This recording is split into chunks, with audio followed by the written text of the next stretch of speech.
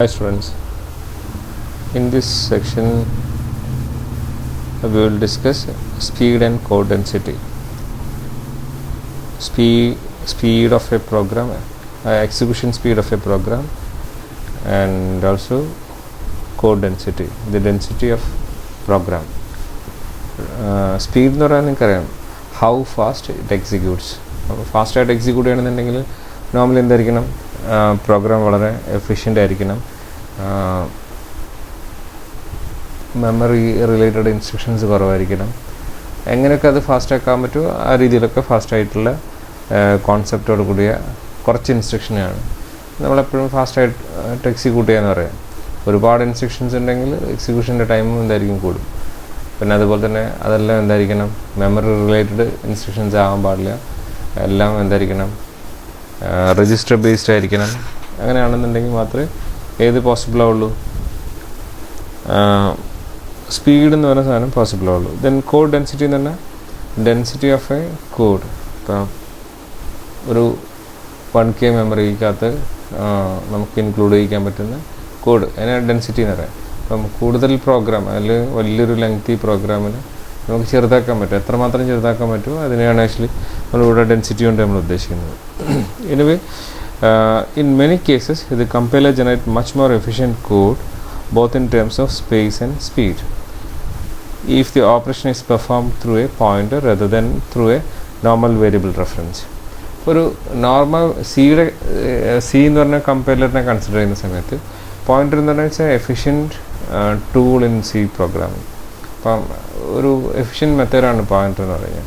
അപ്പോൾ ആ pointer use ചെയ്യുകയാണെന്നുണ്ടെങ്കിൽ, നോർമൽ വേരിയബിൾ യൂസ് ചെയ്യുന്നതിന് പകരം പോയിൻ്റർ വേരിയബിൾ യൂസ് ചെയ്യുകയാണെന്നുണ്ടെങ്കിൽ നമുക്ക് കമ്പൈലർ എന്ത് ചെയ്യും, കൂടുതൽ എഫിഷ്യൻ്റ് ആയിട്ടുള്ള, കൂടുതൽ സ്പീഡി ആയിട്ടുള്ള, ഡെൻസിറ്റി കുറഞ്ഞിട്ടുള്ള എന്ത് ജനറേറ്റ് ചെയ്ത് തരും, പ്രോഗ്രാം കോഡ് ജനറേറ്റ് ചെയ്യുന്ന പറയുന്നത്. If a function manipulate same variable several times in or steps through members of array forming the reference through a pointer might produce better code. അതായത് ഒരു variable കുറേ പ്രാവശ്യം നമ്മൾ കോൾ ചെയ്യുകയോ അല്ലെങ്കിൽ steps through members of an അറേക്കകത്ത് ഉള്ള മെമ്പേഴ്സിനകത്തോടെ കുറേ പ്രാവശ്യം ഇങ്ങനെ സ്റ്റെപ്പ് ചെയ്ത് പോവുകയോ അല്ലെങ്കിൽ അതിനിങ്ങനെ ഹാൻഡിൽ ചെയ്യുന്നുണ്ടെന്നുണ്ടെങ്കിൽ ആ സമയത്ത് നമുക്ക് ഏറ്റവും നല്ലത് പോയിൻ്റർ വേരിയബിളിനെ ഡിപ്പെൻഡ് ചെയ്യുക എന്നുള്ളതാണ്. അങ്ങനെ ഡിപ്പെൻഡ് ചെയ്ത് കഴിഞ്ഞാൽ ഒരു ഗുണം ചെയ്യാൻ ഭയങ്കര എഫിഷ്യൻ്റ് ആയിട്ടുള്ള കോഡ് കിട്ടും, ഭയങ്കര ഫാസ്റ്റായിട്ട് എക്സിക്യൂട്ട് ചെയ്യുന്ന ഒരു പ്രോഗ്രാം നമുക്ക് ജനറേറ്റ് ചെയ്യാൻ പറ്റും.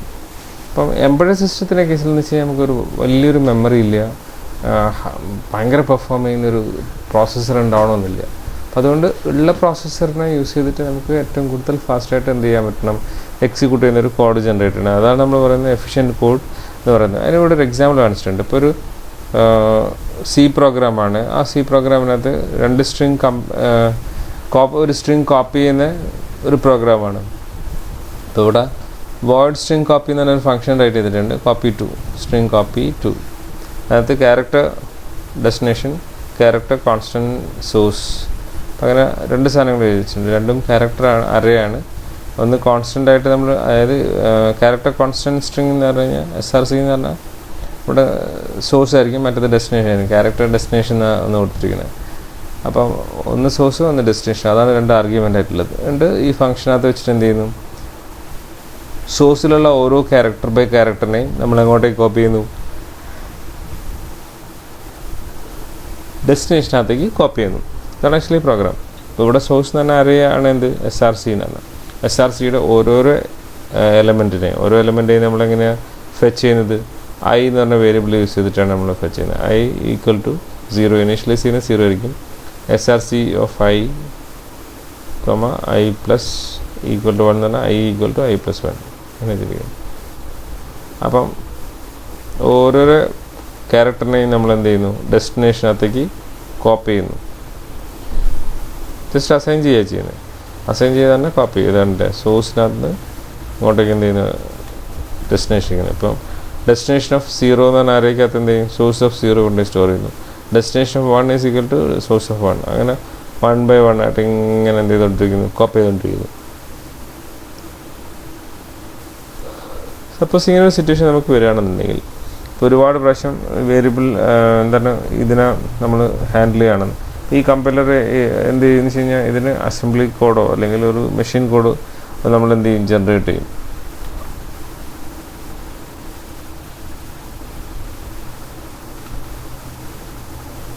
അപ്പോൾ ഈ ഓൾമോസ്റ്റ് അതിന് ഈക്വൽ ആയിട്ടുള്ള അസംബ്ലി കോഡാണ് ഇവിടെ. String copy to character destination. അപ്പം ഇത്രയും link A6#0 MVA, move A, L, move A, L. ഇങ്ങനെ ഓരോ ഇൻസ്ട്രക്ഷൻ ബൈ ഇൻസ്ട്രക്ഷൻ ആയിട്ട് ഇവിടെ കാണിച്ചിട്ടുണ്ട്. നേരത്തെ പ്രോഗ്രാമിന് corresponding instruction. When written with subscript reference, the function require 34 bytes. അപ്പം ഇങ്ങനെ നമ്മൾ എഴുതുന്ന സമയത്ത് 34 bytes വരുന്നുണ്ടെന്ന് പറയുന്നത്. അപ്പം 34 bytes ആണ് ആക്ച്വലി ഈ പ്രോഗ്രാമിനകത്ത് വരുന്നത്. Notice that the repeatedly executed body of the loop spans of 4 instructions. Repeated ആയിട്ട് എക്സിക്യൂട്ട് ചെയ്യുന്ന ഇൻസ്ട്രക്ഷൻസ് എത്ര വരുന്നുണ്ട്? 4 ഇൻസ്ട്രക്ഷൻസ് വരുന്നുണ്ട് എന്ന് പറയുന്നത്. 1, 2, 3, 4 ഇൻസ്ട്രക്ഷൻസ് വരുന്നുണ്ട്.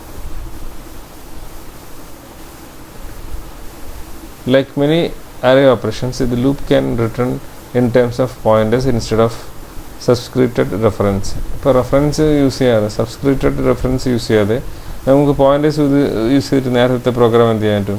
നേരത്തെ പ്രോഗ്രാം എന്ന് പറഞ്ഞാൽ നേരത്തെ ഈ പ്രോഗ്രാം നമുക്ക് എന്ത് ചെയ്യാൻ പറ്റും? റൈറ്റ് ചെയ്യാൻ പറ്റും. ഓക്കെ, അതെങ്ങനെയാണ് നോക്കാം നമുക്ക്. സ്ട്രിങ് കോപ്പി ബ്രാക്കറ്റിൽ ക്യാരക്ടർ $DST എന്ന് വെച്ച് കഴിഞ്ഞാൽ DST എന്ന് പറഞ്ഞ ഒരു പോയിൻ്ററാണ്. ആ പോയിൻ്റ് റെപ്രസെൻ്റ് ചെയ്യുന്ന ഒരു ക്യാരക്ടർ വേരിയബിളിനാണ്. അതേപോലെ തന്നെ SRC is another pointer, character pointer. അവിടെ നമ്മളിവിടെ എഴുതണം വൈൽ. എവിടെ വരെയാണ് വൈൽ? ഇത് ട്രൂ ആകുന്ന വരെ. എങ്ങനെ ട്രൂ ആകുന്നത്? ട്രൂ ആകുമ്പോൾ എന്താ സംഭവിക്കുന്നത്? ഡെസ്റ്റിനേഷനകത്തുള്ള സാധനം എങ്ങോട്ടേക്ക് കോപ്പി ചെയ്യണം? സോഴ്സിനകത്തുള്ള സാധനം എങ്ങോട്ടേക്ക് കോപ്പി ചെയ്യണം? ഡെസ്റ്റിനേഷൻ പോയിൻ്ററിനകത്തേക്ക് കോപ്പി ചെയ്യണം. അതായത് ഡെസ്റ്റിനേഷൻ കാരണം ക്യാരക്ടർ പോയിൻ്റർ റെപ്രസെൻ്റ് ചെയ്യുന്ന മെമ്മറി ലൊക്കേഷൻ ഏതാണോ അതിനകത്തേക്ക് സ്ട്രിങ് SRC എന്ന് പറഞ്ഞ പോയിൻ്റ്, ക്യാരക്ടർ പോയിൻ്റർ റെപ്രസെൻ്റ് ചെയ്യുന്ന ക്യാരക്ടർ എവിടെയാണോ ആ വേരിയബിൾ കൊണ്ടിട്ട് എന്ത് ചെയ്യും? കോപ്പി ചെയ്യും. ഇതാണ് ആക്ച്വലി ചെയ്യുന്നത്. അപ്പോൾ ഇതിനകത്ത് നമ്മളിങ്ങനെ റൈറ്റ് ചെയ്യുന്ന സമയത്ത് ഇതിന് കറസ്പോണ്ടിങ് എന്ത് ചെയ്യുന്നുണ്ട്? നമ്മൾ അസംബ്ലി ലാംഗ്വേജിലേക്ക് കൺവേർട്ട് ചെയ്യുന്നുണ്ട്. അങ്ങനെ കൺവേർട്ട്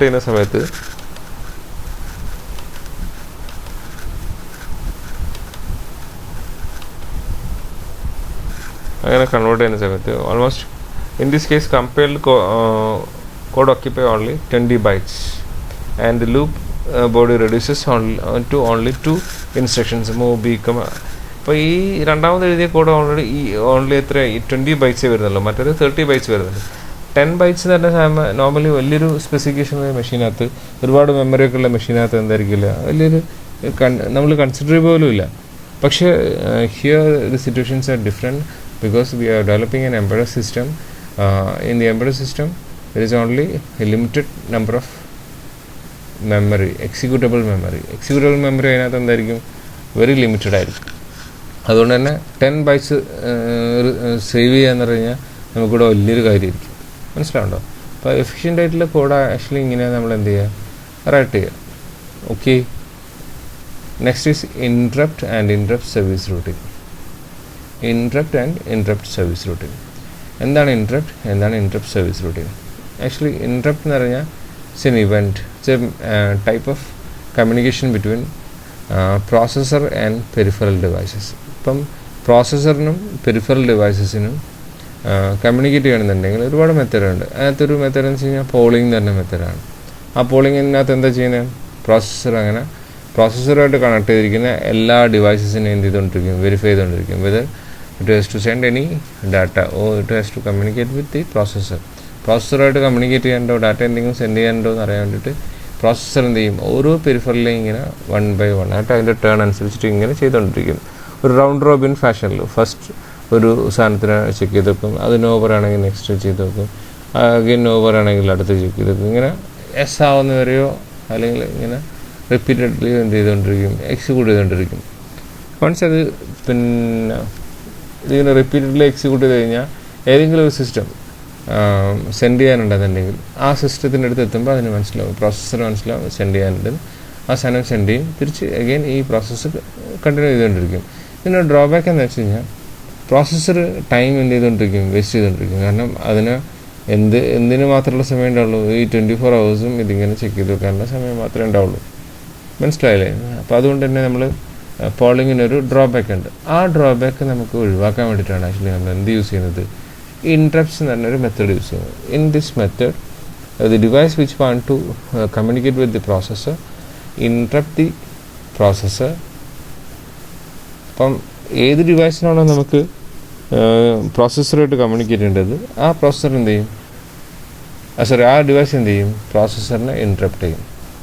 അപ്പോൾ ഇൻട്രപ്റ്റ് ചെയ്ത് കഴിഞ്ഞാലോ, once the processor is interrupted, it stops all the process currently being executed. അപ്പം കറൻ്റ്ലി എക്സിക്യൂട്ട് ചെയ്തുകൊണ്ടിരിക്കുന്ന എല്ലാ പ്രോസസ്സറും എന്ത് ചെയ്യും, സ്റ്റോപ്പ് ചെയ്യും. And processor give attention to the device which interrupt the processor. അപ്പോൾ ഏത് ഡിവൈസാണോ പ്രോസസ്സറിനെ ഇൻട്രപ്റ്റ് ചെയ്തിരിക്കുന്നത്, ആ പ്രോസസ്സറിനകത്തേക്ക്, ആ ഡിവൈസിനകത്തേക്ക് എന്ത് ചെയ്യും, പ്രോസസ്സർ അറ്റൻഷൻ കൊടുക്കും. അതായത് പ്രോസസ്സർ അതിന് വേണ്ടിയിട്ടുള്ള, ആ ഡിവൈസിന് വേണ്ടിയിട്ടുള്ള സാധനങ്ങൾ എന്ത് ചെയ്യും, എക്സിക്യൂട്ട് ചെയ്യും. അങ്ങനെ എക്സിക്യൂട്ട് ചെയ്യുന്നൊരു എന്താ പറയുക, ഒരു ഫങ്ഷൻ ഉണ്ടായിരിക്കും. അതായത് ഓരോ ഇൻട്രപ്റ്റിനും കറസ്പോണ്ടിങ് ഒരു ഗ്രൂപ്പ് ഓഫ് കോഡ് സ്റ്റോർ ചെയ്യുന്നൊരു ഫങ്ഷൻ ഉണ്ടായിരിക്കും. ആ ഫങ്ഷനാണ് നമ്മൾ എന്താ പറയുന്നത്, ഇൻട്രപ്റ്റ് സർവീസ് റൂട്ടീൻ എന്ന് പറയുന്നത്. Interrupt service routine or ISR എന്ന് പറയും. ISR എന്ന് പറഞ്ഞാൽ ഒരു പെർട്ടിക്കുലർ ഇൻട്രപ്റ്റ് ഒക്കർ ചെയ്ത് കഴിഞ്ഞാൽ പ്രോസസ്സർ എന്ത് ചെയ്യും, ആ ഒരു പ്രോസസ്സറിനകത്തേക്ക് ഡയറക്റ്റ്ലി എന്ത് ചെയ്യും, ജമ്പ് ചെയ്യും. മനസ്സിലായോ? അങ്ങനെ ജമ്പ് ചെയ്യുന്ന ലൊക്കേഷനാണ് നമ്മൾ ആക്ച്വലി എന്ത് പറയുന്നത്, ISR എന്ന് പറയുന്നത്. Conceptually, an ISR is a simple piece of code to write. An executable device, microcontroller, an external device could be internal to the chip but external to the CPU.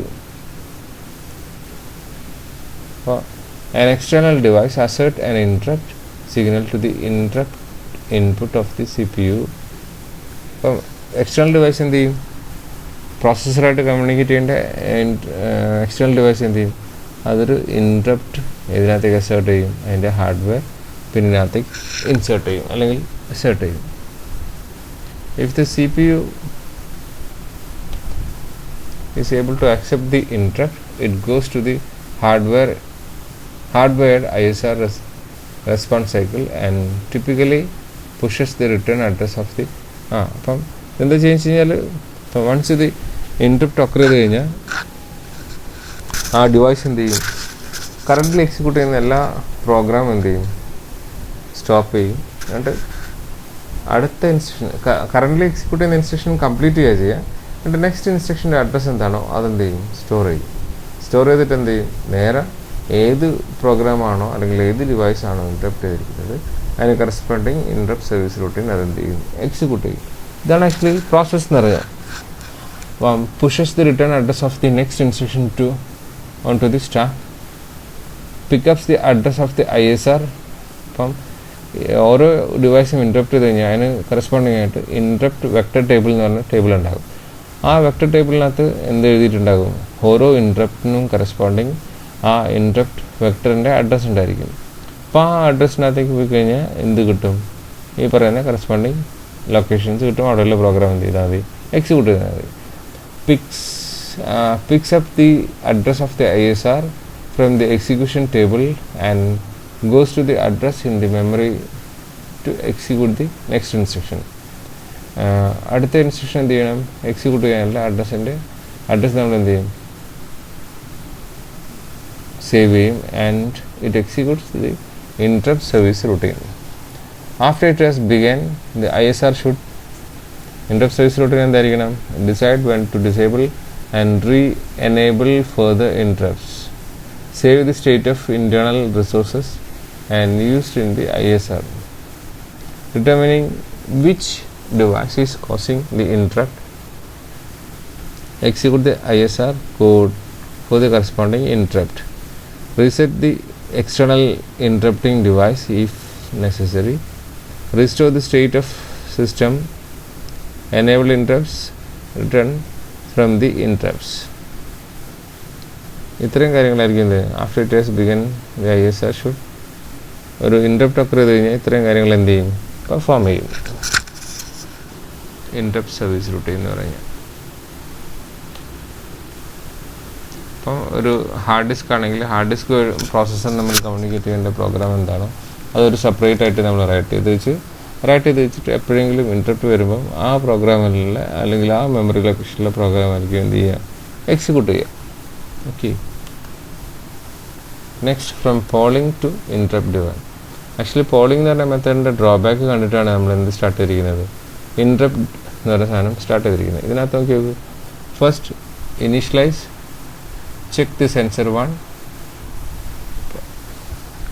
If sensor 1 triggered അങ്ങനെയാണെന്നുണ്ടെങ്കിൽ മാത്രം ഇങ്ങോട്ടേക്ക് പോകും.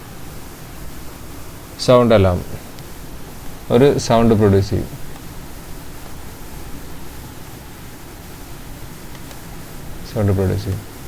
Next check the sensor 2. Sensor trigger ചെയ്തിട്ടുണ്ടെങ്കിൽ എസിലേക്ക് പോകും, ഇല്ലെങ്കിൽ എന്തായിരിക്കില്ല എസിലേക്ക് പോകില്ല.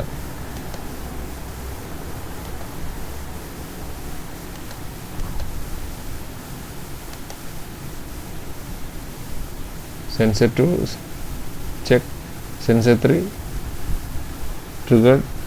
അപ്പോൾ ഇങ്ങനെ ചെയ്തുകൊണ്ടിരിക്കുന്നതിൻ്റെ ഡ്രോബാക്ക് എന്ന് വെച്ച് കഴിഞ്ഞാൽ പ്രോസസ്സർ ഫുൾ ടൈം എന്ത് ചെയ്തുകൊണ്ടിരിക്കണം, ഓരോ ഡിവൈസസിനകത്തേക്കും ഓരോ ഇൻപുട്ട് ഔട്ട്പുട്ട് ഡിവൈസിനകത്തേക്കും ചെക്ക് ചെയ്ത് വെക്കണം. Whether it has to send any data or it has to process any data.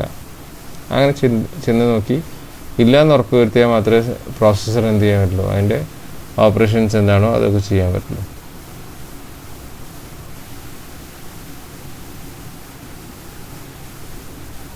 Okay.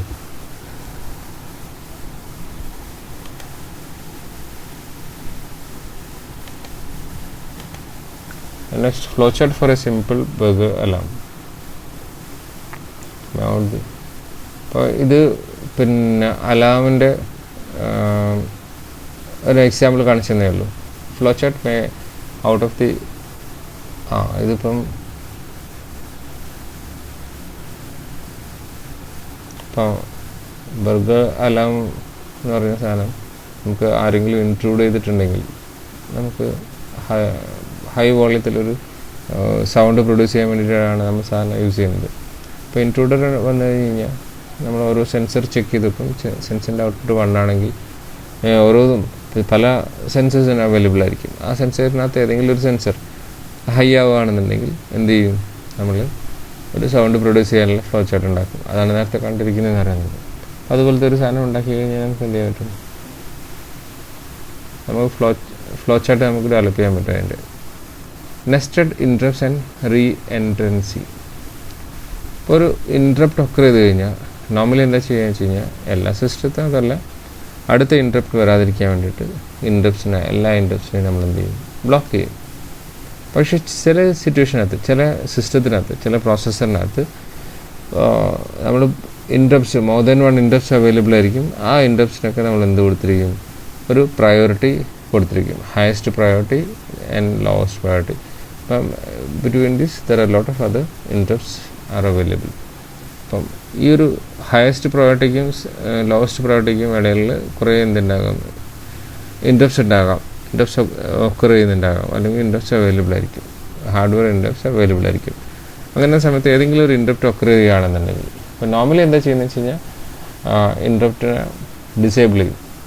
അതിൻ്റെ സ്റ്റാറ്റസ് ഫസ്റ്റ് സ്റ്റെപ്പ് തന്നെ ഇൻട്രപ്റ്റ് സർവീസ് റൂട്ടിനകത്തേക്ക് പോയി കഴിഞ്ഞാൽ ആദ്യം ചെയ്യുന്നൊരു കാര്യം എന്ന് വെച്ച് കഴിഞ്ഞാൽ ഇൻട്രപ്റ്റ്സിനെ എന്ത് ചെയ്യും, എല്ലാ ഇൻട്രപ്റ്റ്സിനെ എന്ത് ചെയ്യും, ഡിസേബിൾ ചെയ്യും. കാരണം കുറച്ച് പ്രോസസ്സ് ഉണ്ട്, ആ പ്രോസസ്സ് കഴിഞ്ഞ ഉടനെ നമ്മൾ എന്ത് ചെയ്യും, അഗൈൻ എനേബിൾ ചെയ്യും. നെക്സ്റ്റ് ഇൻസ്ട്രക്ഷൻ ഉണ്ട്, അതായത് കറൻ്റ് എക്സിക്യൂട്ട് ചെയ്യുന്നത് കംപ്ലീറ്റ് ചെയ്യും. എന്നിട്ട് നെക്സ്റ്റ് ഇൻസ്ട്രക്ഷൻ എന്താണോ അതിൻ്റെ അഡ്രസ്സ് എന്ത് ചെയ്യും, സ്റ്റാക്കിലേക്ക് പുഷ് ചെയ്യും. അങ്ങനത്തെ പരിപാടികളൊക്കെ ചെയ്തതിന് ശേഷം മാത്രമേ നമ്മൾ എന്ത് ചെയ്യുന്നത്, ആക്ച്വലി ഇൻട്രപ്റ്റ് സർവീസ് റൂട്ടിൻ്റെ അതിനകത്ത് ചെയ്തിരിക്കുന്ന പ്രോഗ്രാം എന്താണോ അത് എക്സിക്യൂട്ട് ചെയ്യുന്നത്. മനസ്സിലായോ? അപ്പം നമ്മൾ അഗെയിൻ ഇൻട്രപ്റ്റിന്, അതായത് ഒരു ഇൻട്രപ്റ്റ് ഒക്കർ ചെയ്തു, ഇൻട്രപ്റ്റ് സർവീസ് റൂട്ടിനകത്തേക്ക് പോയി, അവിടെ നിന്ന് നമ്മൾ എന്ത് ചെയ്യുന്നു, ഇൻട്രപ്റ്റിനെ ഡിസേബിൾ ചെയ്യുന്നില്ല എന്നുണ്ടെങ്കിൽ ഇതിനേക്കാളും ഹയസ്റ്റ് പ്രയോറിറ്റി, ഇപ്പം ഫോർ എക്സാമ്പിൾ ഇൻട്രപ്റ്റ് നമ്പർ 5, 4, 6 എന്നാണ് ഉള്ളതായിരിക്കുക. അതിനകത്ത് ഹയസ്റ്റ് പ്രയോറിറ്റി 6 ആണ്, പിന്നെ 5 ആണ്, പിന്നെ 4 ആണെങ്കിൽ അപ്പോൾ ഫോർ എന്തെങ്കിലും ഒരു ഇഷ്യൂസ് പിന്നെ കാണിച്ചു കഴിഞ്ഞ് കഴിഞ്ഞാൽ, അല്ലെങ്കിൽ ഇൻറ്ററപ്റ്റ് ഫോർ എന്ന് പറഞ്ഞാൽ ഇൻറ്ററപ്റ്റ് ഒക്കർ ചെയ്ത് കഴിഞ്ഞ് കഴിഞ്ഞാൽ അതിന് കറസ്പോണ്ടിങ് ആയിട്ടുള്ള ഇൻറ്ററപ്റ്റ് സർവീസ് റൂട്ടിനകത്തേക്ക് പോവുകയും ആ ഇൻറ്ററപ്റ്റ് സർവീസ് റൂട്ടിനകത്ത് എല്ലാ ഇൻറ്ററപ്റ്റ്സും എന്തായിരിക്കും ഡിസേബിൾ ആക്കുകയും, എന്നിട്ട് എന്ത് ചെയ്യും, ഇൻറ്ററപ്റ്റ് വരുമ്പോൾ ഏത് ഇൻസ്ട്രക്ഷനാണോ എക്സിക്യൂട്ട് ചെയ്യുന്നത് ആ ഇൻസ്ട്രക്ഷൻ്റെ നെക്സ്റ്റ് ഇൻസ്ട്രക്ഷൻ എന്താണോ, ഇൻറ്ററപ്റ്റ് വരുന്ന സമയത്ത് ഏത് ഇൻസ്ട്രക്ഷനാണോ എക്സിക്യൂട്ട് ചെയ്യുന്നത് അത് കംപ്ലീറ്റ് ചെയ്യുകയും നെക്സ്റ്റ് ഇൻസ്ട്രക്ഷൻ്റെ അഡ്രസ്സ് എന്ത് ചെയ്യും, നമ്മൾ സേവ് ചെയ്യുകയും ചെയ്യും, സ്റ്റാക്കിലേക്ക് പുഷ് ചെയ്യുകയും ചെയ്യും. പിന്നീട് ചെയ്യുന്നത് എന്തായിരിക്കും, ഇൻറ്ററപ്റ്റ് സർവീസ് റൂട്ടീൻ എന്താണോ ആ റൂട്ടീനകത്തൊരു ഒരു ഗ്രൂപ്പ് ഓഫ് പ്രോഗ്രാം ഉണ്ടാകും. ആ പ്രോഗ്രാം എക്സിക്യൂട്ട് ചെയ്തതിന് ശേഷം മാത്രമേ അങ്ങോട്ടേക്ക് റിട്ടേൺ ചെയ്യുള്ളൂ, ആ ഒറിജിനൽ ഇൻസ്ട്രക്ഷനകത്തേക്ക് റിട്ടേൺ ചെയ്യുള്ളൂ. ഇതിനാണ് ആക്ച്വലി എന്ത് പറയുന്നത്, ഇൻറ്ററപ്റ്റ് റീ എൻട്രൻസി എന്ന് പറയുന്നത്. നമുക്ക് ഇൻറ്ററപ്റ്റ് വേറെ എന്ത് ചെയ്യും, ഹയസ്റ്റ് പ്രയോറിറ്റി ഉള്ള ഇൻറ്ററപ്റ്റ് വന്നു കഴിഞ്ഞാൽ എന്ത് ചെയ്യും, അത് എക്സിക്യൂട്ട് ചെയ്യുകയും ചെയ്യും. ഇപ്പോൾ നെസ്റ്റഡ് ഇൻറ്ററപ്റ്റ്സ് ആൻഡ് റീ എൻട്രൻസി എന്ന് പറഞ്ഞ സാധനം ഇതാണ്. നെസ്റ്റഡ് ഇൻറ്ററപ്റ്റ്സ് എന്ന് പറഞ്ഞാൽ ഒരു ഇൻറ്ററപ്റ്റ് ഒക്കർ ചെയ്തുകൊണ്ടിരിക്കുമ്പോൾ, അല്ലെങ്കിൽ ഇൻറ്ററപ്റ്റിനെ ഹാൻഡിൽ ചെയ്തുകൊണ്ടിരിക്കുമ്പോൾ അടുത്ത ഇൻറ്ററപ്റ്റ് എന്ത് ചെയ്യുക, ഒക്കർ ചെയ്യുക. അടുത്ത ഇൻറ്ററപ്റ്റ് ഒക്കർ ചെയ്ത് കഴിഞ്ഞാലോ കറൻ്റ്ലി എക്സിക്യൂട്ട് ചെയ്യുന്ന പ്രോഗ്രാം സ്റ്റോപ്പ് ചെയ്തിട്ടാണ് ഓൾറെഡി ഒരു ഇൻറ്ററപ്റ്റ് ഒക്കർ ചെയ്തത്, അതും നമ്മൾ എന്ത് ചെയ്യും, സ്റ്റോപ്പ് ചെയ്തിട്ട് അതിൻ്റെ ഇൻസ്ട്രക്ഷൻ നമ്മൾ എന്ത് ചെയ്യണം, സ്റ്റാക്കിലേക്ക് പുഷ് ചെയ്യണം. എന്നിട്ടായിരിക്കണം പുതിയ ഇൻറ്ററപ്റ്റിനെ നമ്മൾ എന്ത് ചെയ്തത്, അതായത് ഹയസ്റ്റ് ഇൻറ്ററപ്റ്റിനെ നമ്മൾ എന്ത് ചെയ്തത്, ആക്സെപ്റ്റ് ചെയ്തത്. മനസ്സിലായല്ലേ? ഇതാണ് ആക്ച്വലി നെസ്റ്റഡ് ഇൻറ്ററപ്റ്റ്സ് എന്ന് പറഞ്ഞാൽ ഒന്ന് കൂടുതൽ ഇൻറ്ററപ്റ്റ്സ് സൈമൾട്ടേനിയസ്ലി വരിക. അങ്ങനെ വരുമ്പോഴാണ് നെസ്റ്റഡ് ഇൻറ്ററപ്റ്റ്സ് എന്ന് പറഞ്ഞ കോൺസെപ്റ്റും റീ എൻട്രൻസി എന്ന് പറയുന്ന കാര്യം വരും. റീ എൻട്രൻസി എന്ന് പറഞ്ഞാൽ ഒരിക്കൽ കൂടെ എന്ത് ചെയ്യുക, എൻ്റർ ചെയ്യാം. An embedded software primer gives 3 rules to apply, decide whether a function is re-entrant. Re-entrant ആണോ അല്ലയോ ചെക്ക് ചെയ്തൊക്കെയുള്ള ഫംഗ്ഷനാണ് പറഞ്ഞത്. A re-entrant function cannot use variable in a non-atomic way unless they are stored on the stack of the task that called the function, or otherwise the private variable on a task. Normally, a re-entrant function cannot use a variable in a non-atomic way unless they are stored on the stack. സ്റ്റാക്കിലുള്ള variables ആയിരിക്കും, സ്റ്റാക്കിലേക്ക് push ചെയ്തിരിക്കുന്ന variables ആയിരിക്കും normally അത് use ചെയ്യുന്നത്. Re entrant function ആണെന്നുണ്ടെങ്കിൽ, കാരണം വെച്ച് കഴിഞ്ഞാൽ അതല്ലെങ്കിൽ എന്ത് ചെയ്യില്ല, നമുക്ക് ആക്സസ് ചെയ്യാൻ പറ്റില്ല.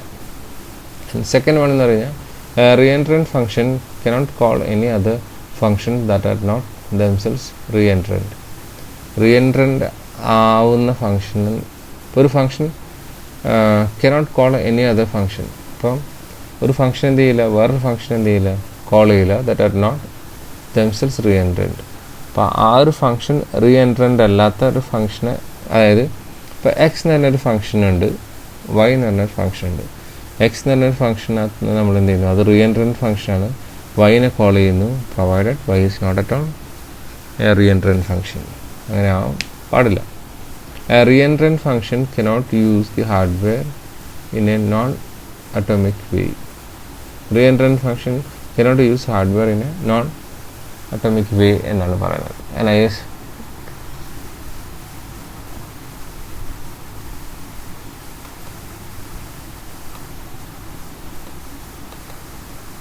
നോൺ റീഎൻട്രൻറ്റ് ഫംഗ്ഷൻ ഇവിടെ പറയുന്നുണ്ട്.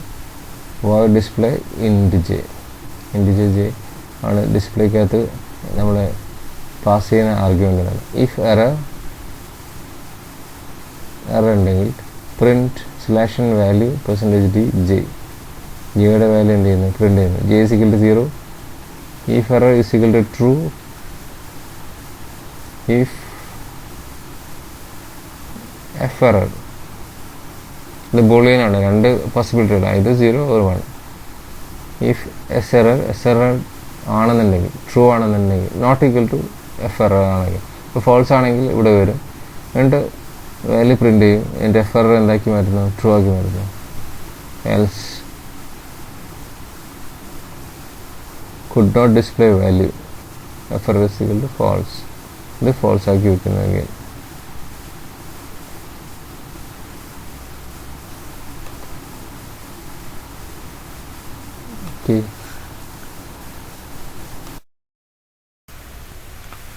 Next topic is post out timer. അതിന് മുമ്പേ ഞാനൊരു സോറി പറയുന്നു.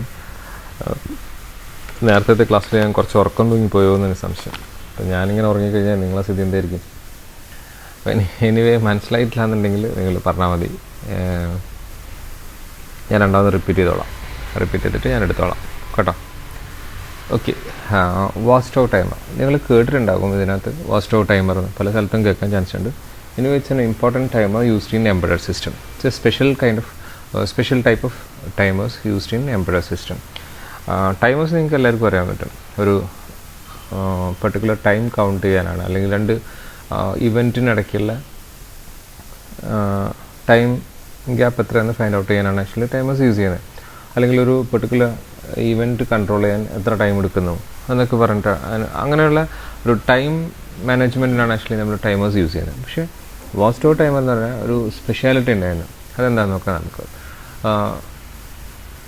Watch talk timer is literally A watch talk. If A fault occurs in the system and sends the system into weeds, it's watch tower timer's job to bring the system back on line. ഒരു system ഒരു indefinite ലൂപ്പിലേക്ക് പോവുകയോ അല്ലെങ്കിൽ ഒരു particular ടൈമിന് above പോവുകയോ ചെയ്യുകയാണെന്നുണ്ടെങ്കിൽ നമ്മളൊരു undesirable output കിട്ടുന്നതിന് പകരം അതെന്ത് ചെയ്യുന്നു, ആ ഒരു സിസ്റ്റത്തിന് അല്ലെങ്കിൽ ആ ഒരു പ്രോഗ്രാമിനെ തിരിച്ച് പഴയ പൊസിഷനിലേക്ക് കൊണ്ടുവരാനാണ് ആക്ച്വലി എന്ത് കൊണ്ടുവരുന്നത്, വാച്ച് ടോക്ക് ടൈമർ യൂസ് ചെയ്യുന്നത്. അപ്പോൾ വാച്ച് ടോക്ക് ടൈമർ എന്ന് പറയുന്ന സാധനം ഒരു പ്രോഗ്രാം ഇനിഷ്യേറ്റ് ചെയ്ത് കഴിഞ്ഞാൽ നമുക്കറിയാം അതിൻ്റെ മാക്സിമം ടൈം, അത് എക്സിക്യൂട്ട് ചെയ്യാനുള്ള മാക്സിമം ടൈം എത്രയാണ് നമ്മൾ കാൽക്കുലേറ്റ് ചെയ്യും. അതും എക്സീഡ് ചെയ്തിട്ട് കഴിഞ്ഞ് ഒരു പെർട്ടിക്കുലർ ടൈം കഴിഞ്ഞാൽ നമ്മൾ എന്ത് ചെയ്യുക വെച്ച് കഴിഞ്ഞാൽ ആ പ്രോഗ്രാം ഹാങ് ചെയ്യുന്നു എന്ന് മനസ്സിലാവും. അങ്ങനെ ആ പ്രോഗ്രാം ഹാങ് ചെയ്ത് കഴിഞ്ഞാൽ അതിനകത്ത് തന്നെ നിൽക്കാതെ നമ്മളത് എന്ത് ചെയ്യുന്നു, റീസെറ്റ് ചെയ്യുകയോ അല്ലെങ്കിൽ പഴയ പൊസിഷനിലേക്ക് കൊണ്ടുവരികയോ ചെയ്യുന്നതിനാണ് കൊണ്ടുവരാൻ വേണ്ടി യൂസ് ചെയ്യുന്ന ടൈമേഴ്സിനാണ് ആക്ച്വലി നമ്മൾ എന്താ പറയുന്നത് വാച്ച് ടോക്ക് ടൈമർ. അപ്പോൾ വാച്ച് ടോക്ക് ടൈമർ എന്ത് ചെയ്യും, that keeps on watching the events. അപ്പോൾ ഇവൻറ്റ്സ് ഇങ്ങനെ വാച്ച് ചെയ്തുകൊണ്ടിരിക്കും. And if the event is more than our maximum limit, അതെന്ത് ചെയ്യും, പഴയ പൊസിഷനിലേക്ക് കൊണ്ടുവരും. ഫോർ എക്സാമ്പിൾ, നിങ്ങൾ ഡെയിലി യൂസ് ചെയ്യുന്ന അല്ലെങ്കിൽ എപ്പോഴും യൂസ് ചെയ്തുകൊണ്ടിരിക്കുന്ന ഒരു എംബഡഡ് സിസ്റ്റം ഉണ്ട്, നമ്മുടെ ATM മെഷീൻ എന്ന് പറയുന്നത്. ആ ATM മെഷീനകത്ത് നമ്മൾ വാച്ച് ടോക്ക് ടൈമർ യൂസ് ചെയ്യാറുണ്ട്. അപ്പോൾ ഒരു എക്സാമ്പിൾ പറയുകയാണെങ്കിൽ നിങ്ങൾ ഓരോ സ്ക്രീനിനകത്ത് നമ്മൾ എന്ത് ചെയ്യുന്നുണ്ട്, ഓരോ ഇൻഫർമേഷൻസ് നമ്മൾ പ്രൊവൈഡ് ചെയ്യുന്നുണ്ട് അല്ലേ. ഇപ്പോൾ എക്സാമ്പിളിൽ ഇപ്പോൾ നിങ്ങൾ പിൻ എൻ്റർ ചെയ്യാൻ പറയുന്നത്, എൻ്റർ യുവർ പിൻ എന്ന് പറയുമ്പോൾ നമ്മൾ എന്ത് ചെയ്യും, 4 നമ്പറിലൊരു പിൻ എൻ്റർ ചെയ്യാറുണ്ട്. ആ എൻ്റർ ചെയ്യുന്ന ടൈം അത് കുറേ നേരം ഇങ്ങനെ വെയിറ്റ് ചെയ്യും. ഒരു പെർട്ടിക്കുലർ ടൈം കഴിഞ്ഞു കഴിഞ്ഞാൽ അത് ഓട്ടോമാറ്റിക്കലി എന്ത് ചെയ്യും, പഴയ സ്ക്രീനിലേക്ക് പോകുന്ന കണ്ടിട്ടില്ല നിങ്ങൾ. അപ്പോൾ നോർമലി ഇതെന്താ ചെയ്യുക, അപ്പോൾ ഫസ്റ്റിൽ നിങ്ങൾ ഇൻഫർമേഷൻസ് വരും. ഇപ്പോൾ ഒരു SBIയുടെ ഒക്കെ ആണെന്നെങ്കിൽ ഒരു 25 നമ്പറിന് 30ക്കും 1നും 30ക്കും ഇടയിലുള്ള ഒരു നമ്പർ അടിക്കാൻ പറയും. നമ്മൾ ഏതെങ്കിലും ഒരു നമ്പർ അടിക്കും, അത് കഴിഞ്ഞിട്ട് സെലക്ട് ചെയ്യാൻ പറയും. അങ്ങനെ ഓരോന്നും പറയുന്നില്ലേ നിങ്ങളുടെ അടുത്ത്. അപ്പോൾ അതിനകത്ത് അടുത്ത ഇത് മിക്കവാറും നിങ്ങളെ pin number enter ചെയ്യാനായിരിക്കും. Pin number enter ചെയ്യാൻ പറയുന്ന സമയത്ത് ഓരോ സാധനം പറയുമ്പോഴും അതിനൊരു മാക്സിമം ടൈം നമ്മൾ ഫിക്സ് ചെയ്തിട്ടുണ്ടാകും. ആ മാക്സിമം ടൈം കഴിഞ്ഞിട്ടും നമ്മളത് എൻ്റർ ചെയ്തിട്ടില്ല എന്നുണ്ടെങ്കിൽ, ആ ഇൻപുട്ട് പ്രൊവൈഡ് ചെയ്തിട്ടില്ല എന്നുണ്ടെങ്കിൽ that system goes to the initial stage. അപ്പോൾ അത് ഇനീഷ്യൽ സ്റ്റേജിലേക്ക് പോകും. സാധാരണ കേസിൽ വാച്ച് ടോക്ക് ടൈമർ ഇല്ലെങ്കിൽ എന്ത് ചെയ്യും, ആ സ്ക്രീനിൽ തന്നെ നിൽക്കും. ഇപ്പോൾ നമ്മളെ കസ്റ്റമർ ആ സ്ക്രീനിൽ എൻ്റർ ചെയ്യുന്നില്ല, ഒന്നുമില്ല, അയാൾ ഇറങ്ങി പോവുകയാണെന്നുണ്ടെങ്കിലോ അത് ആ സ്ക്രീനിൽ തന്നെ നിന്ന് അത് ഹാങ് ചെയ്യും. വേറെ ആരെങ്കിലും വന്നിട്ട് എന്തെങ്കിലും എൻ്റർ ചെയ്ത് കഴിഞ്ഞാൽ മാത്രമേ അത് എന്ത് ചെയ്യുള്ളൂ, പഴയ പൊസിഷനിലേക്ക് വരുള്ളൂ. അങ്ങനെ ആവാതിരിക്കാനാണ് ആക്ച്വലി നമ്മൾ എന്ത് യൂസ് ചെയ്യുന്നത്, വാച്ച് ടോക്ക് ടൈമർ യൂസ് ചെയ്യുന്നത്. ആ വാച്ച് ടോക്ക് ടൈമർ അടയ്ക്കാതെ എന്ത് ചെയ്യും, ഇതേപോലത്തെ ഇഷ്യൂസ് ഉണ്ടാവുകയാണെന്നുണ്ടെങ്കിൽ പഴയ പൊസിഷനിലേക്കോ അല്ലെങ്കിൽ റീസെറ്റ് ചെയ്യുകയോ ചെയ്യും. The basic idea is simple. Suppose the main loop of a software takes on an average 25 milliseconds to execute. Main loop execute ചെയ്യാൻ 25 milliseconds വേണമെന്ന് വിചാരിക്കാം. ഇൻ ദി വേസ്റ്റ് കേസ് നമ്മൾ 35 milliseconds എക്സിക്യൂട്ട് ചെയ്യാൻ time എടുക്കുന്നു എന്ന് വിചാരിക്കാം. Suppose you have a device, watch talk timer, connected to a high priority interrupt on your system. High priority interrupt ആയിരിക്കും എന്ത് കണക്ട് ചെയ്യുക, ഈ വാച്ച് ടോക്ക് ടൈമർ കണക്ട് ചെയ്യുക. Such as reset or non maskable interrupt. Reset പോലത്തെ എന്തെങ്കിലും സാധനത്തിനകത്തായിരിക്കും നമ്മൾ watchdog ടൈമറിൻ്റെ ഔട്ട്പുട്ട് കണക്ട് ചെയ്യുക. Suppose after it's triggered the device wait 50 milliseconds. നമ്മൾ ഏറ്റവും വേസ്റ്റ് കേസിൽ 35 milliseconds വരെ എന്ത് ചെയ്തുകൊണ്ടിരിക്കും, വെയിറ്റ് ചെയ്തുകൊണ്ടിരിക്കും. എന്നിട്ട് നമ്മൾ വാച്ച് ടോക്ക് ടൈമറിനകത്ത് നമ്മൾ എന്ത് ചെയ്യും, 50 milliseconds വരെ നമ്മൾ എന്ത് ചെയ്യും, ടൈം സെറ്റ് ചെയ്ത് വെക്കും. അപ്പോൾ 35 മാക്സിമം ടൈം 35 നമുക്കറിയാം. എന്നിട്ടും നമ്മളൊരു 15 സെക്കൻഡ് കൂടെ നമ്മൾ വെയിറ്റ് ചെയ്തിട്ട് ഔട്ട്പുട്ട് വരുന്നില്ല എന്ന് കണ്ടു കഴിഞ്ഞാൽ ഉടനെ തന്നെ എന്ത് ചെയ്യും, വാച്ച് ടു ടൈമർ ഒരു നോൺ മാസ്കബിൾ ഇൻറ്ററപ്റ്റോ അല്ലെങ്കിൽ ഹൈ പ്രയോറിറ്റിയുള്ള ഒരു ഇൻറ്ററപ്റ്റോ അത് ജനറേറ്റ് ചെയ്യും. ജനറേറ്റ് ചെയ്തിട്ട് എന്ത് ചെയ്യും, സിസ്റ്റത്തിനെ പഴയ പൊസിഷനിലേക്ക് കൊണ്ടുവരുമോ അല്ലെങ്കിൽ റീസെറ്റ് ചെയ്യുകയോ ചെയ്യും. ഇതാണ് ആക്ച്വലി വാച്ച് ടു ടൈമറിൻ്റെ ഫംഗ്ഷൻ എന്ന് പറയുന്നത്. മനസ്സിലായില്ലേ? ഇത് പല എക്സാമ്പിൾസ് ഇതിനകത്ത് നമ്മൾ എന്ത് ചെയ്യാറുണ്ട്, യൂസ് ചെയ്യാറുണ്ട്. പല സിറ്റുവേഷനകത്ത് നമ്മളത് യൂസ് ചെയ്യാറുണ്ട്. ഇപ്പോൾ ഇവിടെ നോക്കിയേക്കുന്നത് main loop of the code part 1 flag 1 equal to true. ഇത് ചെയ്ത് കഴിഞ്ഞാൽ മാത്രമേ flag 1 എന്ന് പറയുന്ന സാധനം എന്താവുള്ളൂ, ട്രൂ ആവുള്ളൂ. Main loop of code part 2 flag 2 എന്ന് പറഞ്ഞ സാധനം എന്ത് ചെയ്യുന്നുണ്ടോ നോക്കും, ട്രൂ ആണെന്ന് നോക്കും. അപ്പോൾ ഓരോന്ന് കഴിഞ്ഞിട്ടും flag 3 വരുന്നുണ്ടോ നോക്കും. എന്നിട്ട് അത് കഴിഞ്ഞിട്ടെന്ന് വെച്ച് കഴിഞ്ഞാൽ if all the flags are true kick the dog else record fail. ഇതൊരു ഫെയിലറായിട്ട് എന്ത് ചെയ്യും നമ്മൾ കൺസിഡർ ചെയ്യും. അപ്പോൾ ഓരോ സാധനം കഴിയുമ്പോഴും നമ്മൾ എന്ത് ചെയ്തുകൊണ്ടിരിക്കും, കണ്ടിന്യൂസ്ലി വാച്ച് ചെയ്തുകൊണ്ടിരിക്കും. മാക്സിമം ടൈം കഴിഞ്ഞാൽ നോക്കും. മാക്സിമം ടൈം കഴിഞ്ഞ് കഴിഞ്ഞാൽ അത് ഇനിഷ്യൽ പൊസിഷനിലേക്ക് കൊണ്ടുവരും. ഇങ്ങനത്തെ ഒരു സ്പെഷ്യൽ ടൈപ്പ് ഓഫ് കൗണ്ടറിനാണ് നമ്മൾ എന്ത് പറയുന്നത്, വാച്ച് ടു ടൈമർ എന്ന് പറയുന്നത്. Okay, watchdog timer and debugging the target system. Next problem you face with the watchdog timer is debugging the target system.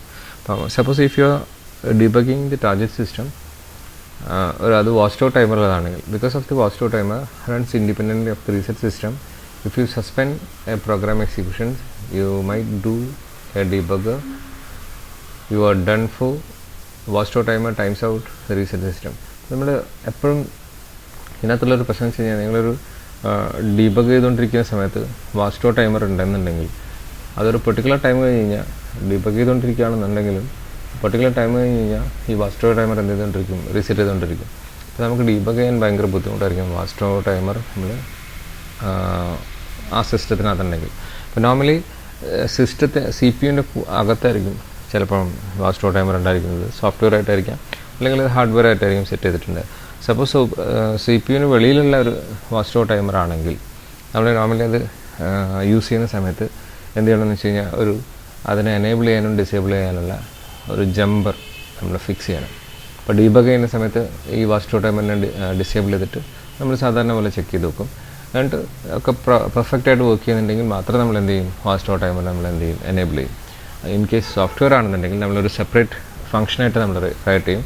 ആ ഫംഗ്ഷൻ നമുക്ക് എന്ത് ചെയ്യാൻ പറ്റണം, എനേബിൾ ചെയ്യാനും ഡിസേബിൾ ചെയ്യാനും പറ്റുന്ന രീതിയിലേക്ക് മാറ്റിയതിന് ശേഷം നമുക്ക് ആവശ്യമുള്ള ടൈമിൽ മാത്രം അതിനെ എന്ത് ചെയ്താൽ മതി, എനേബിൾ ചെയ്താൽ മാത്രം മതിയാവും. ഓക്കെ, ഈ രീതിയിൽ വേണം നമുക്ക് വാച്ച് ടു ടൈമർ. ഇല്ലെങ്കിൽ അതിന് എന്തായിരിക്കും, ഡീബഗ് ചെയ്യാൻ, സിസ്റ്റം ഡീബഗ് ചെയ്യാൻ, ടാർഗറ്റ് സിസ്റ്റം നമുക്ക് ഡീബഗ് ചെയ്യാൻ ഭയങ്കര ബുദ്ധിമുട്ടായിരിക്കും. Okay, next one is flash memory. If you have a digital camera or an MPEG music system, you have already familiar with flash memory. Flash memory നിങ്ങൾ എല്ലായിടത്തും കേട്ടിട്ടുണ്ടാവും. If you are an embedded system student, you should surely ഉറപ്പായിട്ടും നിങ്ങൾ എന്തായിരിക്കും, you should familiar with that kind of memory, flash memory എന്ന് പറയാം. EEPROM അല്ലെങ്കിൽ flash memory. EEPROM എന്ന് പറയുന്ന സാധനം ഫ്ലാഷ് മെമ്മറി അല്ല. EEPROM-ഓ EEPROM-ഓ അതുപോലെ തന്നെ ഫ്ലാഷ് മെമ്മറി നിങ്ങൾ ഫെമിലിയർ ആയിരിക്കുന്ന കാര്യത്തിൽ സംശയമില്ല, എംബെഡഡ് സിസ്റ്റം സ്റ്റുഡൻ്റ് ആണെന്നുണ്ടെങ്കിൽ. അപ്പം എംബെഡഡ് സിസ്റ്റം തന്നെ ടോപ്പിക്ക് പഠിക്കുന്നുണ്ടെങ്കിൽ തീർച്ചയായിട്ടും നിങ്ങൾ എന്തറിഞ്ഞിരിക്കും, ഈ ഫ്ലാഷ് മെമ്മറിനെ പറ്റി അറിഞ്ഞിരിക്കും. നമ്മൾ ഈ ഫ്ലാഷ് മെമ്മറി എന്ന് പറഞ്ഞാൽ റോമിനെ റീപ്ലേസ് ചെയ്യുന്ന മെമ്മറിയാണ്, programmable മെമ്മറിയാണ് actually.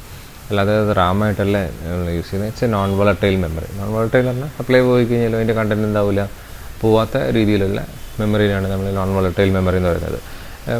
Flash memory belongs to non volatile memory category.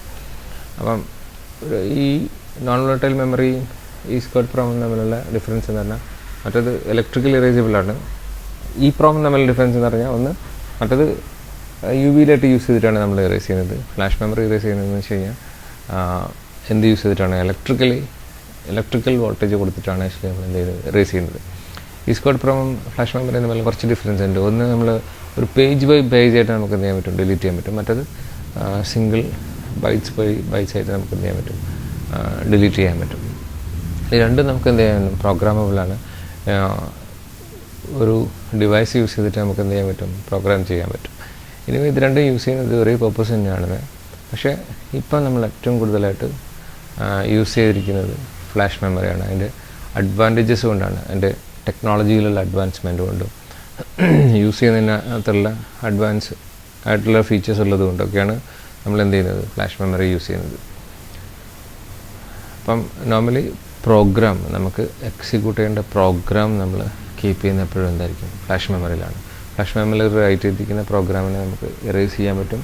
Errors ചെയ്തിട്ട് അഗെയിൻ നമുക്ക് എന്ത് ചെയ്യാൻ പറ്റും, റീപ്രോഗ്രാം ചെയ്യാൻ പറ്റും.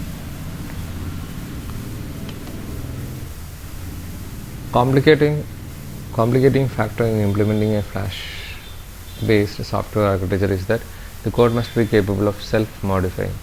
കോഡ് എന്തായിരിക്കും, സെൽഫ്-മോഡിഫൈങ് ഫാക്ടേഴ്സ് ഉള്ള സാധനമാണ്. More even restrictive. It must be able to recover from a fault in a way that doesn't render the product inoperable. അപ്പം ഈ ഒരു ഏരിയ ഓഫ് മെമ്മറിക്കകത്ത് ചെറിയ രീതിയിൽ എന്തെങ്കിലും പ്രോഗ്രാമിന് സംഭവിച്ചു കഴിഞ്ഞാൽ നമ്മളെ എന്ത് യൂസ് ചെയ്യാൻ പറ്റില്ല, എന്നുള്ള പ്രോഡക്റ്റ് തന്നെ നമുക്ക് യൂസ് ചെയ്യാൻ പറ്റില്ല. നോർമലി ഫ്ലാഷ് മെമ്മറി യൂസ് ചെയ്തിരിക്കുന്നത് ഫേം വെയർ സ്റ്റോർ ചെയ്യാനാണ്. ഫേം വെയർ എന്ന് പറഞ്ഞാൽ ആക്ച്വലി ഹാർഡ്വെയറിനെ കൺട്രോൾ ചെയ്യുന്ന സോഫ്റ്റ്വെയറിനെയാണ് നമ്മൾ എന്താ പറയുക, ഫേം വെയർ എന്ന് പറയുന്നത്. അപ്പോൾ ഫേം വെയറിനെ സ്റ്റോർ ചെയ്യാൻ വേണ്ടിയിട്ടാണ് നമ്മൾ എന്ത് യൂസ് ചെയ്യുന്നത്, ഈ ഫ്ലാഷ് മെമ്മറി യൂസ് ചെയ്യുന്നത്. അത്ര ഫാസ്റ്റായിട്ട് നമുക്ക് ഇതിനകത്തേക്ക് വാല്യൂസ് സ്റ്റോർ ചെയ്യുകയും ചെയ്യാം. അതുപോലെ ഹൈ സ്പീഡ് മെമ്മറിയും കൂടിയാണ് എന്ത് നമ്മുടെ ഈ ഫ്ലാഷ് മെമ്മറി എന്ന് പറയാം.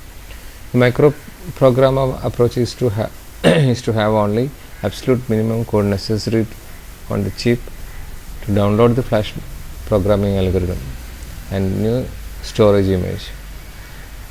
നമുക്ക് ഇതിനകത്തേക്ക് ഭയങ്കര ഫാസ്റ്റായിട്ട് നമ്മൾ ഈ സ്ക്വയർ പ്രോമിനകത്തേക്ക് റൈറ്റ് ചെയ്യുന്നതിനേക്കാളും ഫാസ്റ്റായിട്ട് റൈറ്റ് ചെയ്യാം. അതേപോലെ ഇറേസ് ചെയ്യുന്നതും ഇതേപോലെ ഭയങ്കര ഫാസ്റ്റായിട്ട് ഇറേസ് ചെയ്യാൻ പറ്റും.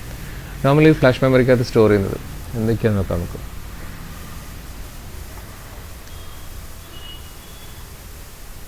Placing 3 independent programs in the memory space on flash chip. എന്താണെന്ന് വെച്ച് കഴിഞ്ഞാൽ boot loader program that execute on power up and initialize the system in a rudimentary way so that RAM and IO support is available.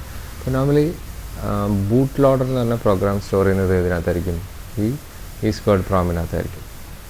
And the real application code, second thing എന്ന് പറഞ്ഞാൽ real application code that can be reprogrammed by the flash reprogramming algorithm. ഇപ്പം flash മെമ്മറിക്കകത്ത് എന്ന് പറയുന്നത് നമ്മൾ main പ്രോഗ്രാമിനെ control ചെയ്യുന്ന, അതായത് മെയിൻ സിസ്റ്റത്തിനെ കൺട്രോൾ ചെയ്യുന്ന പ്രോഗ്രാമും നമ്മൾ സ്റ്റോർ ചെയ്യുന്നത് ഇതിനകത്തായിരിക്കും, ഈ ഫ്ലാഷ് മെമ്മറിക്കകത്തായിരിക്കും. And the RAM resident programming algorithm that does the actual reprogramming of the device. അപ്പം ഈ റീപ്രോഗ്രാമിംഗ് ചെയ്യുന്ന പ്രോഗ്രാമും നമുക്ക് വേണമെങ്കിൽ ഇതിനകത്ത് തന്നെ സ്റ്റോർ ചെയ്യാം. ഈ ഫ്ലാഷ് മെമ്മറിക്കകത്ത് നമുക്ക് സ്റ്റോർ ചെയ്യാൻ പറ്റും. The code is located in a protected region of flash and moved in to RAM when the reprogramming option is chosen. നമുക്ക് ഫ്ലാഷ് മെമ്മറിക്കകത്ത് ഒരു പ്രൊട്ടക്റ്റഡ് ഏരിയയിലേക്കായിരിക്കും നമ്മൾ ഈ ടൈപ്പ് പ്രോഗ്രാം നമ്മൾ എന്ത് ചെയ്യുന്നത്, സ്റ്റോർ ചെയ്യുന്നത്. എന്നിട്ട് റീപ്രോഗ്രാമിംഗ് ചെയ്യുന്ന സമയത്ത് നമ്മൾ എന്താ വെച്ചാൽ ഇതിനെ റാമിലേക്ക് ട്രാൻസ്ഫർ ചെയ്തിട്ട് അവിടെ നിന്ന് എക്സിക്യൂട്ട് ചെയ്തിട്ട് നമുക്ക് എന്ത് ചെയ്യാൻ പറ്റും, ഇതിനെ റീപ്രോഗ്രാമിംഗ് ചെയ്യാൻ പറ്റും. ഈ 3 കാര്യങ്ങളാണ് നമ്മൾ നോർമലി ഇതിനകത്ത് സ്റ്റോർ ചെയ്യുന്നത്, ഫ്ലാഷ് മെമ്മറിക്കകത്ത് സ്റ്റോർ ചെയ്യുന്നത്. Okay, next is design methodology. How or what are the different methodology adopted to design a software or embedded system software. ഈ 90s ഡാറ്റ ക്വസ്റ്റൻ തന്നെ ഒരു ഇൻഡസ്ട്രി റിസർച്ച് കമ്പനി ഒരു study നടത്തി. ആ study എന്താ വെച്ച് കഴിഞ്ഞാൽ ഓരോ കമ്പനിയും ഡെവലപ്പ് ചെയ്യുന്ന സോഫ്റ്റ്വെയറിൻ്റെ സൈസ്, അതിൻ്റെ പെർഫോമൻസ് എന്ന് പറഞ്ഞ സാധനം ഇങ്ങനെ അവർ ഇവാലുവേറ്റ് ചെയ്യാൻ തുടങ്ങി. Each year, DataQuest surveyed a number of software projects and asked the managers to estimate the size of the code base for the last project they have completed. ഓരോ പ്രാവശ്യം പിന്നെ കംപ്ലീറ്റ് ചെയ്ത പ്രോജക്റ്റിനെ പറ്റിയിട്ട് അതിൻ്റെ സൈസ് എന്താണെന്നൊക്കെ പറഞ്ഞിട്ട് എല്ലാ കമ്പനിയും ഇവർ ഒരു സർവേ എടുക്കാൻ തുടങ്ങി. അപ്പം ലാസ്റ്റ് ഡാറ്റ ക്വസ്റ്റൻ എൻ്റെ റിസർച്ചേഴ്സിന് എന്ത് മനസ്സിലായെന്ന് വെച്ച് കഴിഞ്ഞാൽ DataQuest found that the growth of the size of the code image plotted on the nicely on a semi-low graph, indicating the code was growing exponentially each year. അതിൻ്റെ performance എന്ന് പറയുന്ന സാധനം ഇങ്ങനെ എക്സ്പൊണൻഷ്യലി ഇങ്ങനെ എന്ത് ചെയ്തുകൊണ്ടിരിക്കും, ഓരോ ഇയറിൽ ഇങ്ങനെ കൂടി വരുന്നു. And managers estimated the size of the code versus the actual size of the code was consistently low at the last factor of 2. അപ്പം ഈ സൈസ് എന്ന് പറഞ്ഞ സാധനം റെഡ്യൂസ് ചെയ്യും, അതിന്റെ പെർഫോമൻസ് എന്ത് ചെയ്തുകൊണ്ടിരിക്കുകയും ചെയ്യുന്നുണ്ട്, കൂടിക്കൊണ്ടിരിക്കുകയും ചെയ്യുന്നു. അപ്പം ഇവിടെ നമുക്ക് എന്താ മനസ്സിലാവുന്ന വെച്ച് കഴിഞ്ഞാൽ, അതായത് സാധാരണ എല്ലാ രീതിയിലും ഒരു പ്രോഗ്രാമിന്റെ ഒരു ടെക്നിക്കിന്റെ ഒരു ടാസ്ക് നമ്മൾ പെർഫോം ചെയ്യുന്ന ഒരു കോഡ് നമ്മൾ റൈറ്റ് ചെയ്യുകയാണെന്നുണ്ടെങ്കിൽ അത് ഏത് സാധനം യൂസ് ചെയ്ത് കഴിഞ്ഞാലും നമുക്ക് ഓൾമോസ്റ്റ് ഒരു കോഡ് തന്നെ ആയിരിക്കും കിട്ടുക. അതായത് ഒരേ ലൈൻ സൈസ് തന്നെ ആയിരിക്കും. ഇപ്പൊ സി പ്രോഗ്രാമിൽ എപ്പം നമ്മളൊരു ഒരു സാധനം സോൾവ് ചെയ്യാൻ യൂസ് ചെയ്ത് കഴിഞ്ഞാലും ആ സി പ്രോഗ്രാം യൂസ് ചെയ്ത് കഴിഞ്ഞാൽ ആ കോഡിന്റെ സൈസിന് ഇറങ്ങിയ വലിയ വേരിയേഷൻസ് ഉണ്ടാവില്ല. അപ്പൊ നമുക്ക് അതിനകത്ത് മനസ്സിലാവുന്ന കാര്യം എന്താ വെച്ച് കഴിഞ്ഞാൽ, ഇപ്പൊ നമ്മുടെ ഡിസൈൻ മെത്തഡോളജി എന്ന് പറഞ്ഞ സാധനം എന്ത് ചെയ്തുകൊണ്ടിരിക്കുന്നുണ്ട്, ചേഞ്ച് ചെയ്തുകൊണ്ടിരിക്കുന്നുണ്ട്. ഡിസൈൻ മെത്തഡോളജി ചേഞ്ച് ചെയ്തുകൊണ്ടിരിക്കുമ്പോഴാണ് എന്ത് ചെയ്യാൻ പറ്റുന്നത്, നമുക്ക് സൈസിനകത്ത് നല്ല രീതിയിൽ എന്ത് ചെയ്തുകൊണ്ടിരിക്കുന്നത്, വേരിയേഷൻസ് ഉണ്ടാകുന്നത്. അതേപോലെ തന്നെ സൈസ് റെഡ്യൂസ് ചെയ്യാൻ പറ്റുന്നത്, പെർഫോമൻസ് ഇംപ്രൂവ് ചെയ്യാൻ പറ്റുന്നത്. സൈസ് റെഡ്യൂസ് ചെയ്തിട്ട് നമ്മുടെ പ്രോഗ്രാമിന്റെയും എക്സിക്യൂഷൻ സ്പീഡിനോ ബാക്കിയുള്ള കാര്യത്തിനോ എന്ത് ചെയ്യുന്നില്ല, ഇംപ്രൂവ്മെന്റ് ഇല്ലാതല്ല, ഇംപ്രൂവ് ഓരോ പ്രാവശ്യം എന്ത് ചെയ്തുകൊണ്ടിരിക്കുന്നുണ്ട്, ഈ സാധനം ഇംപ്രൂവ് ചെയ്തുകൊണ്ടിരിക്കുന്നത്. കോംപ്ലിക്കേറ്റഡ് ആയിട്ടുള്ള പ്രോജക്റ്റ് ആണെങ്കിൽ പോലും നമുക്ക് അതിനകത്ത് എന്ത് ചെയ്യാൻ പറ്റുന്നുണ്ട്, ഈ സാധനം ഇംപ്രൂവ് ചെയ്യാൻ പറ്റുന്നുണ്ട്. Graphical description of a system are a big part of nearly your design methodology. Graphical description of a system are a big part of the nearly even every design methodology. Design മെത്തഡോളജിയിൽ നമ്മൾ different technology നമ്മൾ use ചെയ്യുന്നുണ്ട്. അതുപോലെ തന്നെ object oriented method എന്ന് പറയുന്നത്, object oriented നമ്മൾ ഇതിനു മുമ്പ് സി സി ലാംഗ്വേജിനകത്ത് നമുക്ക് ഒബ്ജക്റ്റ് എന്ന് പറഞ്ഞ ഒരു കൺസെപ്റ്റ് ഉണ്ടായിരുന്നില്ല. പക്ഷെ C++ എന്ന് പറഞ്ഞ ലാംഗ്വേജ് വന്നു വരുമ്പോൾ നമുക്ക് ഒബ്ജക്റ്റ് ഓറിയന്റഡ് എന്ന് പറഞ്ഞ കോൺസെപ്റ്റ് വന്ന് നമുക്ക് ക്ലാസും ഒബ്ജക്ട്സ് എന്നൊക്കെ പറഞ്ഞ സാധനങ്ങളായിട്ട് നമുക്ക് കൺവേർട്ട് ചെയ്യാൻ പറ്റി. അങ്ങനെ നമുക്ക് പ്രോഗ്രാമിങ്ങിനെ എന്താക്കാൻ പറ്റി, കുറച്ചും കൂടെ എഫിഷ്യൻ്റ് ആക്കാൻ പറ്റി, കോഡ് കുറയ്ക്കാൻ പറ്റി, ഭയങ്കര എളുപ്പത്തിൽ കാര്യങ്ങൾ ചെയ്യാൻ പറ്റി, ഭയങ്കര എഫിഷ്യൻ്റ് ആക്കാൻ പറ്റി. അങ്ങനെ പ്രോഗ്രാമിങ്ങിനകത്തുള്ള മെത്തേഡ് പല പല സമയത്ത് 90s കഴിഞ്ഞ് 2000 വന്ന സമയത്ത് അതിനേക്കാളും ഡിഫറെൻറ്റ് ടെക്നോളജി വന്നു. അങ്ങനെ ഓരോ സമയത്തും ഈ പ്രോഗ്രാമിംഗ് മെത്തഡോളജിയിൽ നമ്മൾ എന്ത് ചെയ്തുകൊണ്ടിരിക്കുന്നുണ്ട്, ഇങ്ങനെ ടെക്നിക്സ് അഡോപ്റ്റ് ചെയ്തിട്ട് പുതിയ പുതിയ ടെക്നിക്സ് കൊണ്ടുവന്നിട്ട് നമുക്ക് എന്ത് ചെയ്യാൻ പറ്റുന്നുണ്ട്, ഇംപ്രൂവ് ചെയ്യാൻ പറ്റിയിട്ടുണ്ട്. അതാണ് ആക്ച്വലി ഈ ഒരു ഇതിനകത്ത് നമ്മൾ പറയുന്നത്. അപ്പം പല ടെക്നിക്സ് ഇതിനകത്ത് എക്സ്പ്ലെയിൻ ചെയ്തിട്ടുണ്ട്. നിങ്ങൾ ജസ്റ്റ് ഒന്ന് ഈ ഇതിനകത്തോടെ ഒന്ന് വായിച്ചു നോക്കിയേക്കാൻ മതി. ഡിസൈൻ മെത്തഡോളജിക്കകത്ത് എന്താണെന്നുള്ളത് ജസ്റ്റ് ഒന്ന് വായിച്ചു നോക്കി കഴിഞ്ഞാൽ നിങ്ങൾക്ക് ഒരു എന്താ പറയുക, ഇതൊരു കത്തി സബ്ജക്റ്റാണ് ആക്ച്വലി ഈ ഒരു പോർഷൻ എന്ന് പറയുന്നത്. Hardware designers well versed final state machines. നിങ്ങൾ ഫൈനൽ സ്റ്റേറ്റ് മെഷീൻസ് എന്ന് പറഞ്ഞ കാര്യങ്ങൾ എംബഡഡ് സിസ്റ്റത്തിനകത്ത് നിങ്ങൾ പഠിച്ചിട്ടുണ്ടാവും. ഈ ഒരു കാര്യങ്ങളൊക്കെ ജസ്റ്റ് ഒന്ന് വായിച്ചു നോക്കിയാൽ നിങ്ങൾക്ക് മനസ്സിലാവേണ്ടതാണ്. നോക്കി നോക്കൂ, ഇല്ലാന്നുണ്ടെങ്കിൽ നിങ്ങൾ എന്നോട് പറഞ്ഞാൽ മതി, ഞാനിത് എക്സ്പ്ലെയിൻ ചെയ്യാം. സോഫ്റ്റ്വെയർ ഡിസൈൻ മെത്തഡോളജി എന്നാണ് കേട്ടോ. ഇതിനകത്ത് എംബഡഡ് സിസ്റ്റം ഡിസൈൻ മെത്തഡോളജിയാണ് ആക്ച്വലി അവിടെ എക്സ്പ്ലെയിൻ ചെയ്യുന്നത്. എംബഡഡ് സിസ്റ്റം ഡിസൈൻ മെത്തഡോളജി തന്നെ ആക്ച്വലി സോഫ്റ്റ്വെയർ ഡിസൈൻ മെത്തഡോളജിയാണ് ഇവിടെ മെയിനായിട്ട് എക്സ്പ്ലെയിൻ ചെയ്തിരിക്കുന്നത്.